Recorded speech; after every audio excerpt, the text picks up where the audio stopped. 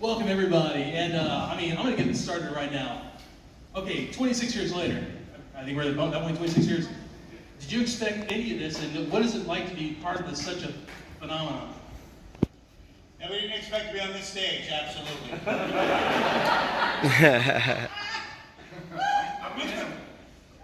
We expected to be up there in the cheap seats. No one in the cheap seats. We can't even sell out the cheap seats. Seriously. Are you guys Is that what's hungover? Raise your hands. Who's hungover here? Oh, sorry. This is what you got. It was only you guys. You're the only ones. I don't know. You lost your glasses. That's why you're in the front row. I was going to go with 1, 2, 3 people telling the truth, and the rest of you lying to your team. I think all the rest just didn't show up. How many And people? you didn't bring it for us? Tomorrow?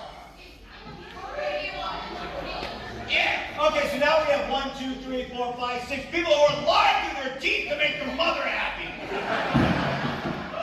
Actually, 2 of those people are in the front, so they're hungover and they're going to church tomorrow. That's American. The church is the name of the local bar, Paulie. Oh, yeah. Actually, there's a bar in LA that when you walk in there and ask for the Wi-Fi password, they put a $20 cocktail on the bar in front of you, because that's what the $20 cocktail is called. The Wi-Fi password. That's beautiful. There you go. True story. Oh, so did we answer your first question? Yeah. Was there a question? They forgot to tell you we can't be moderated. Well, you know, when you're 18, someone says, 25 years from now, where do you see yourself? You say 6 feet under. I mean, you don't survive to the age of 40 when you're 20. When you're 20, like, I have God in blazing glory, and my Porsche on the side of the road, and they explode and then implode to the black hole, and people will mourn me for my genius. No, it's more like a blaze of diapers and bitterness. Yeah, exactly. You're wearing diapers? It's Morphin time!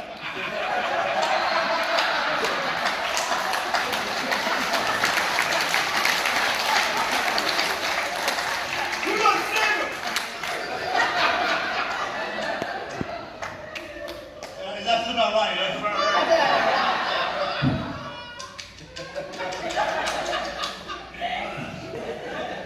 Your imaginary baby is so beautiful.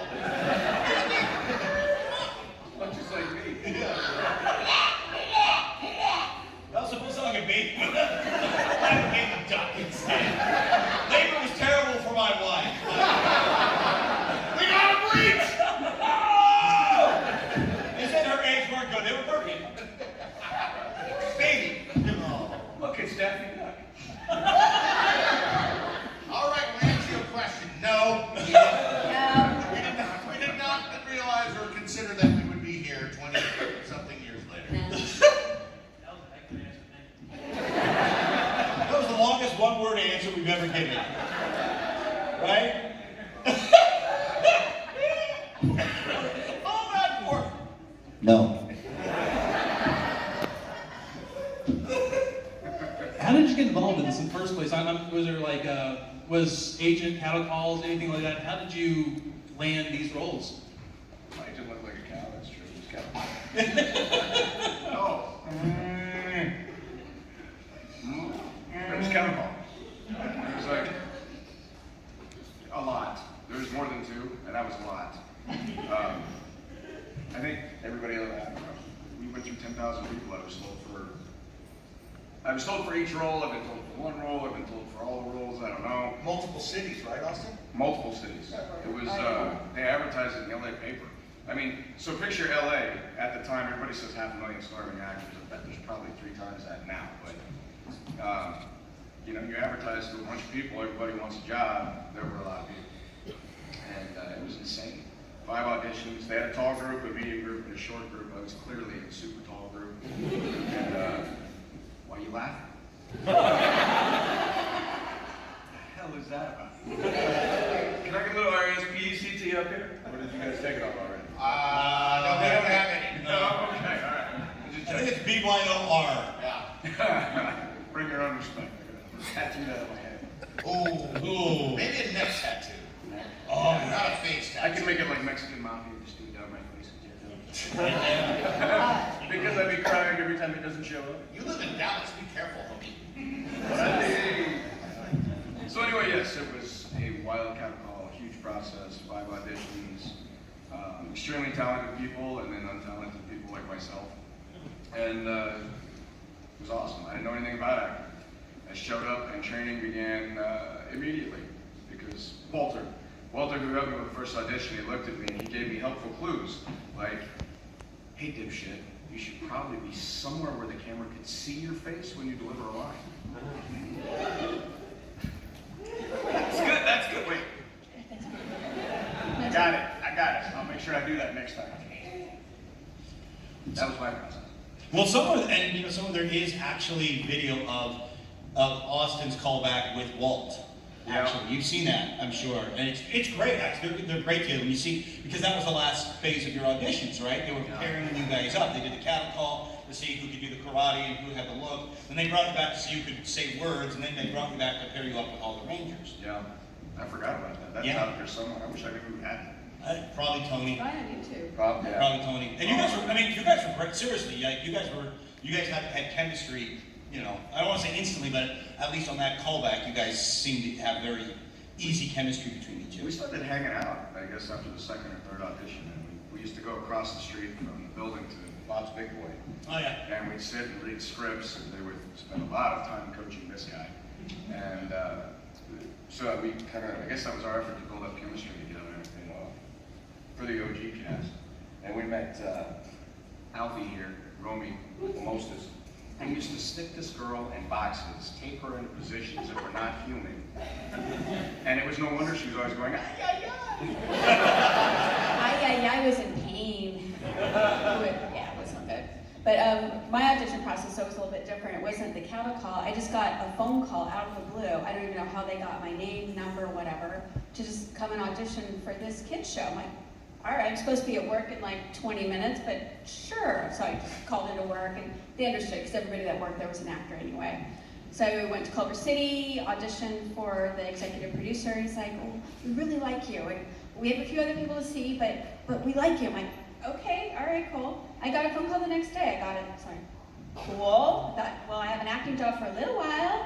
Didn't know that it was going to be this huge thing that went on for 26 years. It was just wacky, but that's my story. Oh, do I have to tell my story now? All right, here's something Austin and I have never talked about. Do you remember the first time you ever saw this large thing attached to my butt? I mean, my butt. Remember when it was the 4th floor of the Saban building and we were doing rehearsals in the you guys were rehearsing the fight scene for the promo pilot in the conference room? Yeah. Really? And Tony Oliver, the writer, producer, who is coincidentally the voice of Rick Hunter from Robotech. Yeah. Random. But he was standing in for the fat guy, and he's like, oh, thank God you're here. He said, you stand here, because I'm tired of taking big punches from these guys. So I walked up, and my very first moment was, I believe, with Walt, and then you started the scene over, and I got to get kicked in the face by you. And then after all those kicks, they cut it out of the pilot. They did, yep. It's too violent, man. It's supposed to be a kid show. No hit shows. It's supposed to be like cutting people's jaws off with your razor heels. But that's exactly what kids do. Have you hung out with the little monsters? They start off. That's what they do. You tell Jason's overly fixated on babies and diapers and feeding. Oh, God. It's like my Vietnam, you know? You couldn't understand. You'll never understand. You don't accept it. How many dads does it take to change a diaper? Just one, but you wouldn't understand it because you weren't there, man. You gotta face it as an actor. Every actor in LA is just dying to get work and stop waiting tables, right? So when you actually get a chance to go do an audition and they don't just say, okay, next, it's so lucky. And then to have something like that turn into a job that goes a month, 6 months, a year, 25 years, it's a huge lucky honor. And all of us feel very proud and lucky to have been a part of it. Yeah. I mean, let me ask you guys, how many of you guys said, I mean, obviously you get your foot in the door, and you're like, this is my foot in the door, I'm gonna make it, this is gonna be the big thing. But how many of you guys are like, this was the one thing, like, this is the gig, it may not happen again, I'll take it for all it's worth for these 6 months? Or were you guys like, oh no, this is it, this is the beginning of everything?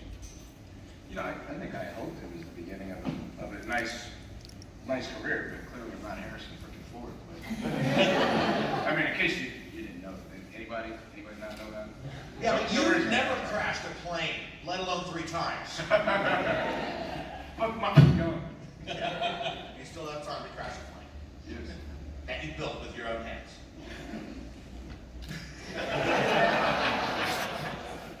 Might have to work on that a little bit more, maybe. Maybe you shouldn't have. Is there any questions from the audience today? Anything you'd like to know? Please feel free, raise your hand. I think we've covered it all, right? That's all about Nice meeting y'all, bye.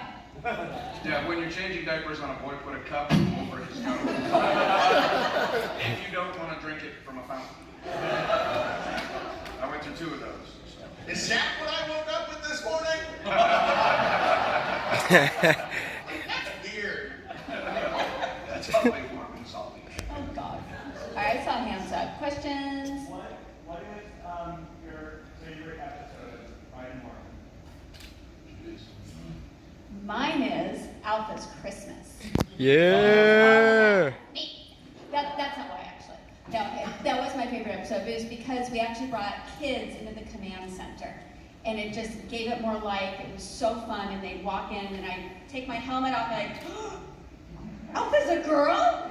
Yeah. Sorry to shatter your dreams, but yeah. But they were so cute. And I had a little toggle switch on the side of my costume to flip on my lights. And they would all just say, can I flip on your lights? Can I do that next? And they were cute. They were fun. So that was just my favorite memory, my favorite episode. That's awesome. There's so many to choose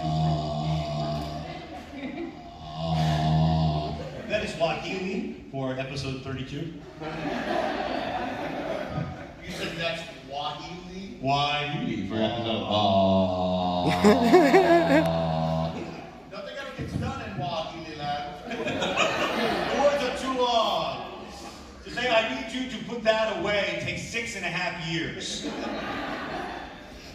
It's a tonal language. That must be what language I hear. That's right, exactly. That explains a lot. God, you know, it's funny.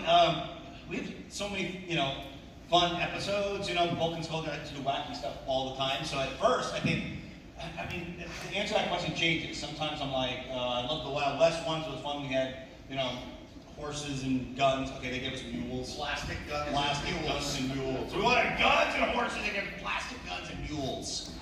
By the way, I don't know if you've ever heard the expression stubborn as a, but it normally does not end with stubborn as an actor, actually. But no, they gave us mules that we had to deal with, and that was pretty hard. They tried to kill us.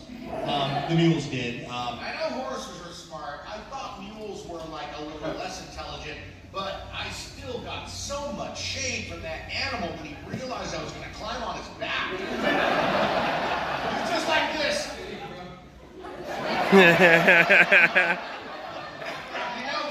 It just gives me that look as you're on there, and it's like, oh God. Yeah. Well, that's the thing. That episode, they thought it'd be funny if Vulcan came up on donkeys. Yeah, but donkeys are very small. Yeah. So they're like, well, we gotta get a mule. Mules are huge, and they're actually smarter than horses and donkeys. Oh, Yeah. That's why they're so stubborn. They're like, excuse me, I realize, I know the other quadruped said that you could do this, but I talked to my union representative, and I don't want Well, I like countdowns to destruction because I get to kick ass for like 5 seconds. I mean, buttock. I got to kick a buttock. Sorry, Dad. to. I think Food Fight was a lot of fun too, though. I had fun with food. Yeah, I mean, Oh, yeah, that was that's great. a good That was one. Like when we got to do it, that was early on enough in the process that we were still living out our childhood fantasies, and that one was you get to throw food at people, throw pies at people. I mean, that really is, that's the American dream.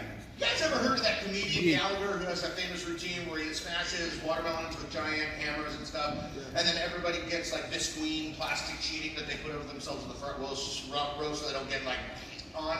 So the producers would add cakes and pies and yogurt and smoothies into scenes that it wasn't written in the scene. They would just add it into the scene and tell the prop guys to, set up the cannons. And so Narvy and I would show up, we'd do a rehearsal, blah, blah, blah, and then we'd turn around and the entire crew is doing this. What?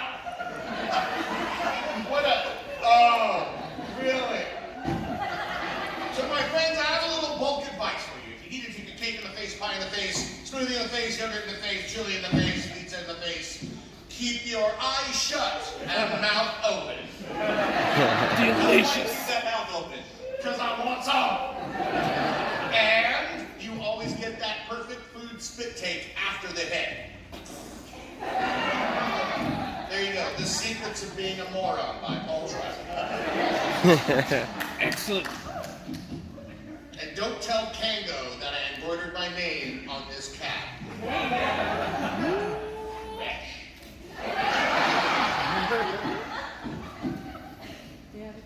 All right, anyone else? So I make 2 questions that they asked. We spent 26 minutes talking about and not answering it. So to answer your question, pilot. Go ahead, dude. How about you? Paul, Austin, and Tracy. Which season were you in? Was your favorite? And Paul, how did you get on the hiker force? I'll answer that last one. So Paulie was walking down the street in Burbank one day. And as he's walking down the street, there's a lot of people that are kind of transient in that town. And he's walking down the street, and all the transients suddenly go. Paulie goes, what the? And suddenly, duck, and he turns him in. And he wakes up flying the face all over the place. In front of the camera, like, we're doing a role-playing game. And that's how we got into Hyperforce. Our friends at Saban wanted to partner with Hyper Rabbit RPG to do a cool tabletop role-playing game, which they had invented, and so they asked me to be the, body positive Yellow Ranger. Body positive. Yeah, it's not positive, it's my body.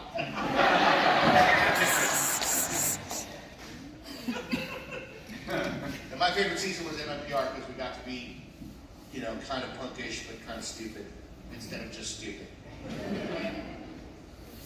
I was just made to be stupid. Man, don't self-defecate, Austin. It tastes funny. I don't think so. Eyes closed and mouth.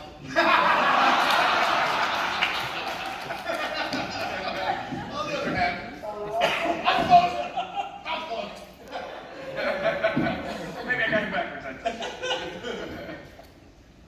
All right. Now we're horrible at answering questions. Yes? I don't know. Should we answer the form of questions? Friends.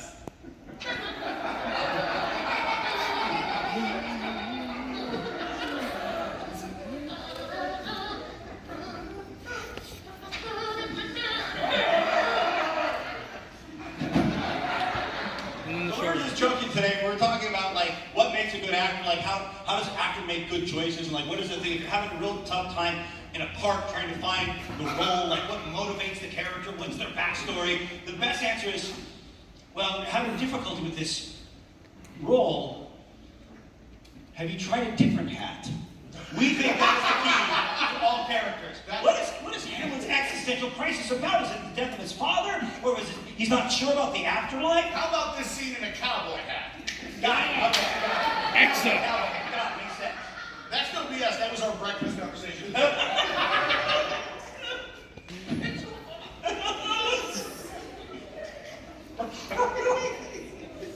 All right, Red Ranger, right? Alright, so you mentioned you had seen a scene that never got in where you were getting kicked in the face. Yeah. Has there been any other thing behind that never actually made it to the episode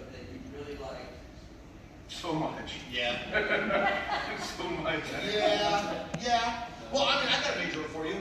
Remember in the Power Rangers movie? Yeah! So you remember Buffett's go, they're hanging out, they're la-da-da, they're doing this, getting, parachute, la-da-da, oh, and then they're with the kids. But then you know that scene in the middle where we're helping Ivan Ooze distribute ooze in the park? How did that happen?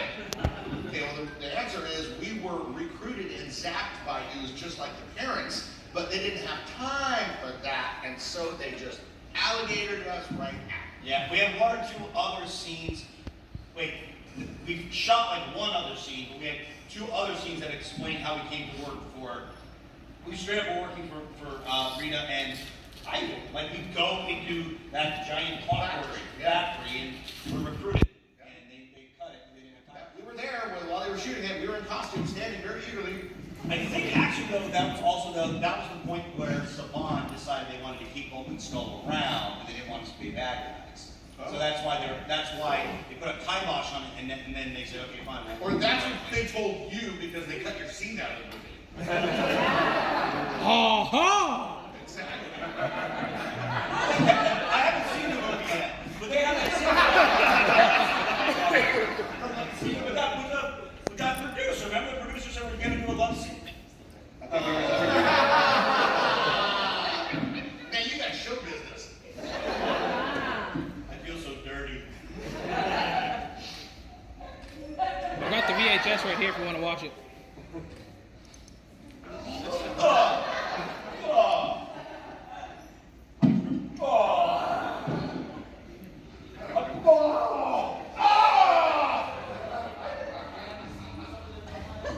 That's actually just his hemorrhoids.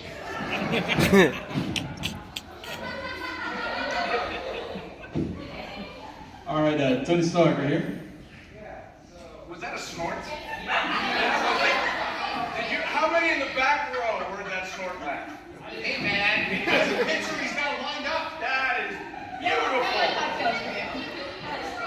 You should own that. Dude, that guy, let it out. That guy's, let it out. Is blowing. Is that how you wave it? Are you waving it in or letting it out? Oh, I see. Come on, let it go. Let it go. Just make sure it doesn't come out the other end, okay? Kids from West Pacific.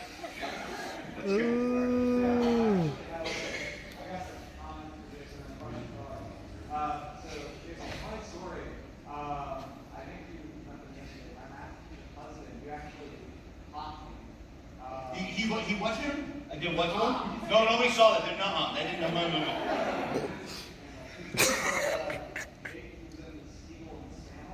Oh, Jay Jameson, yeah. Jay Jameson, that's my Jameson, not Jameson.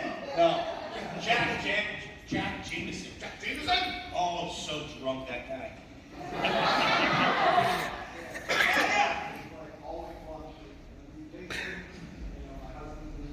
Yeah, he was in production I did of Seagull, which is Anton Chekhov, who's the man who invented realism, monorealism, not really, but all method acting was originally tested out basically for all intents and purposes by this guy Konstantin Stanislavski, who got his hands on the Seagull, and he decided, hey, this is a perfect opportunity for me to create characters that are three-dimensional rather than melodramatic. I'm currently working on a production, this is my favorite thing now, of that same author, deep, brooding Russianness, and it's called The Three Sisters. But I'm going to play it as the three Marx brothers as the three sisters. It'll be perfect. Talk about brooding Russians, right? I will be a hardcore Marxist. I stole that joke, but my friend hardcore Marxist. My question was, out of the seasons that you weren't in, maybe you made a cameo in it. You mean like 800 episodes?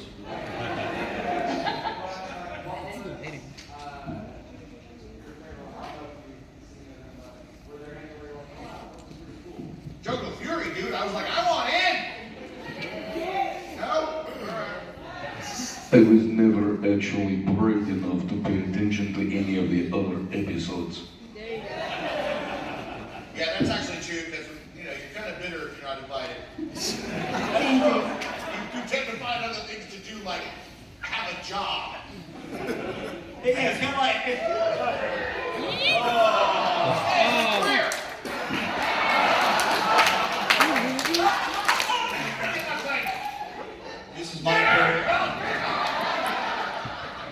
who he was aiming for.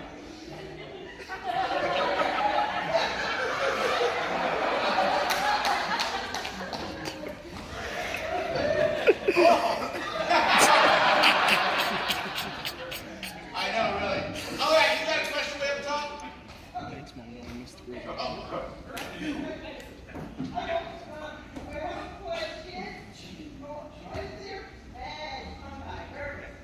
Why is my who? What? Tongue tie. Ah. Why is this who, what, tongue tie? Is that what you said? My who? Who wants tongue tie? She's tongue-tied. See a doctor immediately. Doctor! Please, don't go. Thanks for not the time. Okay. Okay. Oh. Well, you know, if you can't find your shoes, you wear flip-flops.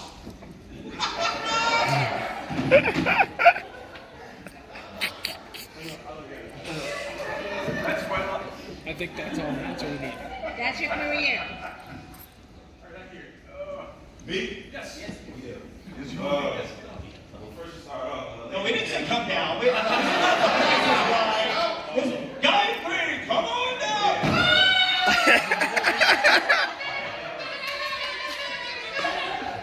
It's more like a bunny than a person. Ladies and gentlemen, can y'all please give a round of applause for coming to the show?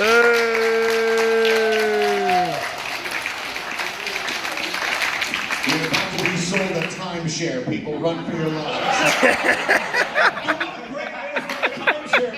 Now we got everyone in one room.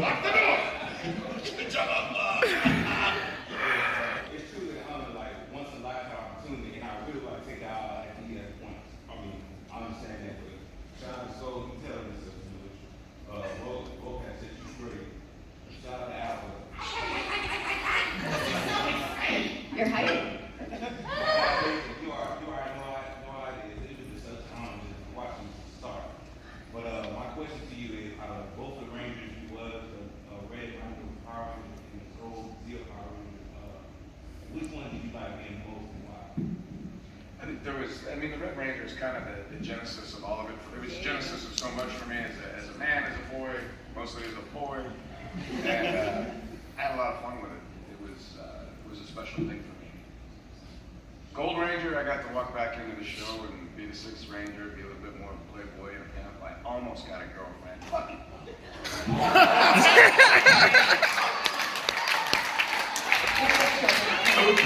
So what I was gonna say is Billy had like 8 girlfriends, right?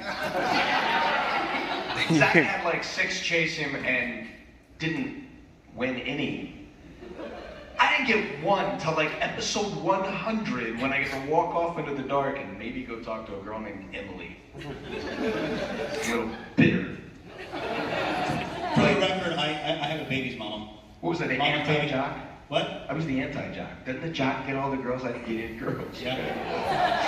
I didn't get any girls. So I got post-traumatic Power Ranger syndrome. Oh yeah. I got a girl. And you just hit a girl. We should all have a girl. I think Tommy got 2. Wait, Alpha had girls, because I am a boy, by the way. Do you remember? Wait, there was a Halloween episode. But there's a picture of Alpha with like these 2 really pretty girls that are kind of fawning all over him. Oh, right. Awkward. But yeah, so Spectacular. Alpha can even get a girl. Like, sorry, Red Ranger. It's totally crushing my fragile man ego. This is rigged.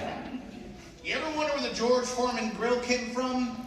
That night, after the Halloween party. Alpha and his girlfriends.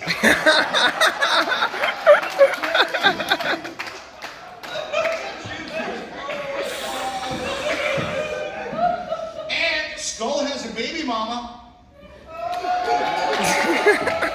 You don't know exactly who that is yet, do we?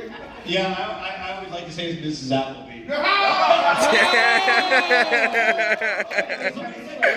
Was it the model? Oh, it was the model that one episode. Or Mrs. Appleby. I mean, couldn't go either way, right? Yeah, okay, both of Skull, there was like a gorgeous kind of female bulk character, and a female skull character, and they were kind of like really coming on hard to us, I think in one episode. Oh, or two yeah, episodes. And then I remember I was steaming on Lieutenant Stone's niece or something, trying to ask her out, like the junior cop. Oh, but, yeah. You know, how... I remember, oh right, she was like a meter maid or something, right? We were doing the parking meters. Yes. Lovely Rita. Lovely. Hey, Rita in the last movie was pretty hot. Yeah. On a scale of 1 to 10, yes, please. She forgot her costume. Madonna. All right, any other questions?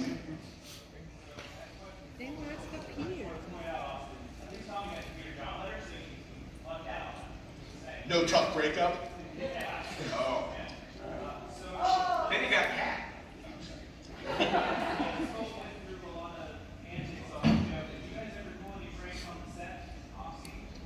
Yes. No, honestly, we really pretty much ran the film unit Bible study. We did math lessons for all the children that would be on the show. And the accountants. Math lessons. And yeah, pretty much it. You know, we sat quietly. We usually bring your guitar. We'd sing songs quietly to ourselves. We don't want to interrupt anybody. They always had extra toothbrushes and toothpaste. Yeah. Dental hygiene. We were the people that like promoted dental hygiene on the show. Thank you. Thank you. You see the smile on the show? We helped with that.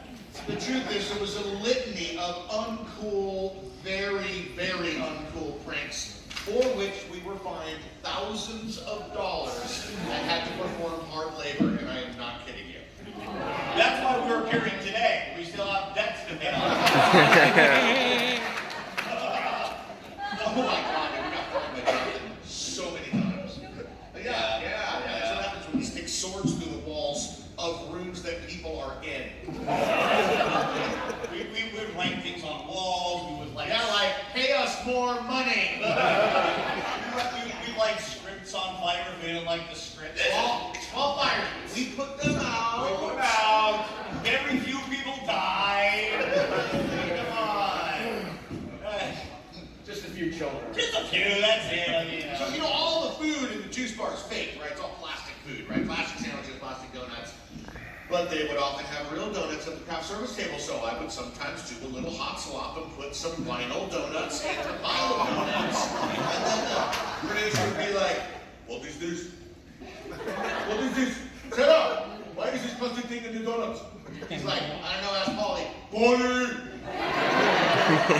I remember, oh my God, I don't know what Polly got busted for something I did. I think it was, he used a word in front of a particular celebrity, and after using the word, we were on the set, we're leaving set, and I yelled something to the assistant director, who was a good friend of ours. So I yelled something in jest, but it was basically, for all intents and purposes, Narvy, please leave my set, to which I responded something to the effect of, I'll kill your mother! So that person turns around and they look, and there's Polly. They go like, Paul Schrier said he's gonna kill his mother, the assistant director, I can't believe. They go, Polly, how could they drag him into the producer's office? Polly, how could you threaten to kill Larry's mother? She was a wonderful woman. He said, that was Narvy. And he said, oh, okay, I can see that happening, yes. Polly was gonna get the riot act. With me, I was too broken to fix. There was just too much work. You know, it's like having a 17-year-old juvenile delinquent with a minor record at home. Like, it's just another 6 months. Just get them out. And then they can take care of their own bail. All right, another question?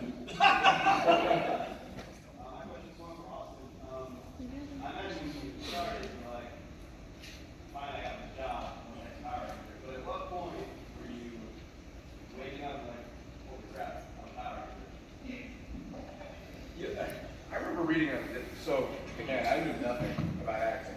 I remember the first audition, they handed me this monologue. My father is a Marine, my mom is a cop. They say exactly what they want you to do. So they handed me a monologue and said, take a look at this for tomorrow. So I got this freaking monologue and I read it over. I was like, I read it. I came back for the audition the next day and they were like, are you ready? So what? Like, did you read this monologue? I was like, yeah, I read it. And no effing idea I was supposed to memorize the game. So I just didn't know. And I was a 17-year-old high school kid. I had no idea. Like, I went to school, I played football, I had no idea. And I was not in theater in high school, so monologue, whatever. That means you're alone. Yeah. Yeah, mono. Nucleosis. Well, had I broken it down and thought about it, which I didn't. Maybe that would have been it. That's why they have cue cards, man. People do this all the time on television. Like giant board, and you can just read it. Come on, you guys, we have to say intro probe again. You guys remember the episode, I think it's the Narvy pilot, where you see the red and yellow and black flashes flying through? Yeah. The lines that I delivered there, of course, they only put half in. That was the monologue. And finally, they were just like, here's the paper. Can you just read it in front of camera, please? Of course. Why not memorize it if I could do this? Why are we wasting all this time talking about that when I could have just done this? Come on. So I read it off the sheet, and that was kind of my first lesson. As far as when I really figured it out, we've shot so much the first year with these guys on set and Romy. The first year was a blur for me. It was 5 days a week on set, Saturday ADR, and Sunday, like, just, there wasn't much to do except sleep, recover, maybe work out every day.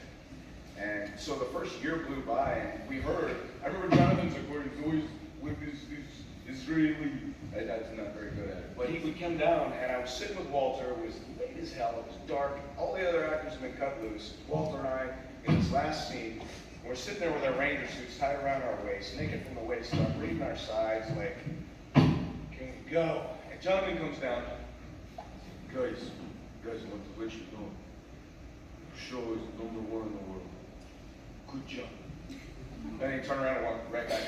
And they were like,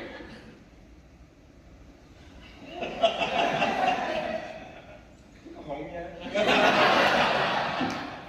So that was the first moment I was told when I really figured it out that #1 equals adoration, and we were affecting the hearts and minds of so many, was Universal Amphitheater.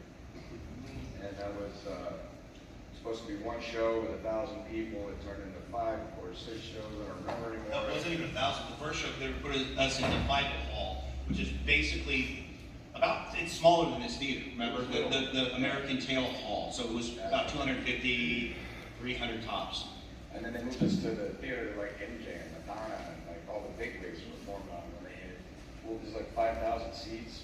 Oh God, the amphitheater's probably more than that. I mean, Yeah. probably closer to 10. And It was big. they decided to do it instead of once or twice a day, they did it 4 or 5 times. Yeah, maybe 5 times. And it closed off, literally, it closed off the LA freeway system. For 8 miles, it backed up. I remember everybody asked, like, did you ever have a rock star moment? That. I can remember being behind the curtain and they had this huge thing out there, and I was going to go do a backflip off the top because, of course, I had to upstage everybody else, which didn't work, but I tried. And it was one of those things that before I came around to go up and do this back layout with pyrotechnics and all that.